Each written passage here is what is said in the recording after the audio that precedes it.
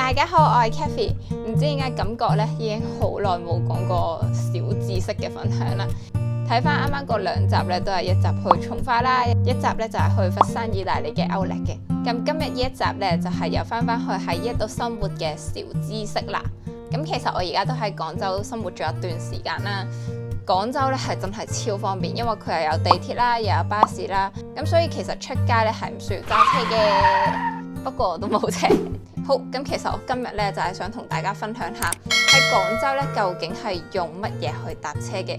嗱，香港咧大家都知有八達通啦，跟住我哋去日本嘅時候咧就會用西瓜卡啦，跟住喺英國 London 嘅話咧就係用 Oyster 卡嘅。咁究竟喺廣州係用啲乜嘢嘢嘅呢？同埋全國又係用啲乜嘢嘢嘅呢？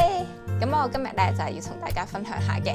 咁其實我初初嚟到廣州嘅時候咧，咁喺地鐵站附近咧就會見到廣州地鐵站嘅 app 啦。咁另外咧，通常你一入到站咧，你就會見到有得買飛嘅機啦。另外都有講羊城通嘅資訊嘅。所以嗰陣時貪方便咧，就係 download 咗廣州地鐵嘅 app 嚟用。咁巴士方面咧，其實喺巴士站你就會見到好多關於羊城通嘅資訊啦。因為係我第一次嚟廣州啦，羊城通咧，我當時咧係 download 過佢個 app 嘅，但係我唔識點樣用，咁所以咧當時我就係用支付寶小程序嘅羊城通乘車碼嘅。咁其實廣州地鐵 app 咧就有好多唔同嘅 function 啦。咁最基本你會用到嘅話咧，就係進站同埋出閘嗰個 QR code 啦。咁另外咧就你可以睇翻你以前嘅乘車記錄，仲有路線圖，呢個比較重要啦。有陣時如果你想睇下啲站喺邊嘅話，同埋佢係可以開收據嘅。咁呢一樣嘢咧，我覺得係幾得意嘅。咁不過大家要注意嘅嘢咧，就係你只可以用佢個 QR code 嚟搭廣州嘅地鐵，你係唔可以搭廣州嘅巴士嘅。咁所以咧就去到下一樣我要講嘅嘢啦。咁搭巴士嘅話可以用啲乜嘢呢？咁頭先我就講過啦，搭巴士咧我就係用羊城通嘅。咁咩叫羊城通呢？羊城通就真係好似我哋八達通咁樣叫法啦。點解叫羊城呢？就係因為廣州咧係有幾個別名嘅，有五羊城啦、穗城啦，同埋呢一個嘅羊城。呢啲名咧都係嚟自一個家傳戶曉嘅神話。咁所以咧，大家而家應該就會明白點解叫做羊城通啦。咁其實只要你好好咁樣用羊城通嘅話咧，你係可以喺廣州搭地鐵啦、巴士啦、渡輪啦，同埋有軌嘅電車嘅。咁如果你係想喺一啲應用程式上面用，例如羊城通嘅 app 啦、微信嘅 app 啦，仲有支付寶嘅 app 嘅話咧，都可以用到羊城通嘅乘車碼嘅。但係咧，佢哋各有唔同嘅小問題，而家就要同大家分享一下。咁喺羊城通 app 裏面咧，只要你撳入去呢個嘅公交地鐵碼嘅話咧，其實你就會見到佢就會有一個 QR code 出咗嚟㗎啦。但係佢呢個 QR code 咧，咁就要自己轉個碼嘅。即係譬如你搭巴士，你就要撳公交碼；如果你想搭地鐵咧，就要地鐵碼。咁大家聽起上嚟，我就唔知道大家會唔會覺得唔方便啦。咁如果你係用微信小程序或者支付寶小程序裏面嘅羊城通乘車碼嘅話咧，咁呢一度咧亦都有一個小問題。個小問題咧就係佢只可以愛嚟搭巴士，係唔可以愛嚟搭地鐵嘅。咁所以你喺呢一度咧就會見到廣州地鐵嘅 app 只可以愛嚟搭廣州地鐵，跟住後羊城通乘車碼就只可以搭巴士。咁你就會覺得好唔方便啦。我初咧都係咁樣諗嘅，而且咧我每次搭地鐵同埋巴士嘅時候咧，我都會有啲亂嘅，成日會開錯 app 嘅。咁跟住咧就係好彩地 B 站嘅內地網民咧就留言話俾我聽啦，其實只要用啱羊城通嘅話咧就可以解決呢一個問題。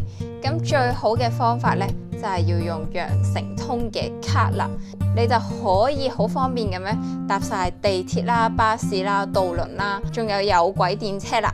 而且每個月你喺廣州搭呢啲交通工具搭滿15次之後咧，第16次開始就有6折優惠，真係超正咯。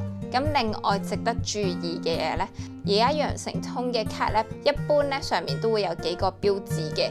舊式嘅話咧，就係普通羊城通啦、普通廣佛通啦。咁呢啲咧就係可以享有頭先所講嘅優惠啦。咁如果你張卡再印有嶺南通，嶺南通咧就即係其實講緊係嶺南地區。咁即係乜嘢嘢咧？你可以喺廣東成個省嘅21個城市可以用嚟搭巴士啦、地鐵啦，同埋部分城市嘅大巴等等嘅。咁所以咧，你就會覺得哇，方便咗好多，已經唔係就係只可以喺廣州度用啦，而係可以喺成個廣東省度用。咁其實我喺網上面咧都見到話，而家普通嘅羊城卡咧已經自動升級咗做呢一個嘅嶺南通羊城通噶啦。咁跟住咧，如果你張卡仲有一個標籤寫住交通聯合嘅話咧，咁就係代表喺全國超過300個地區都可以用啦。而且所有乘客都有呢一個嘅95折嘅優惠，真係超好。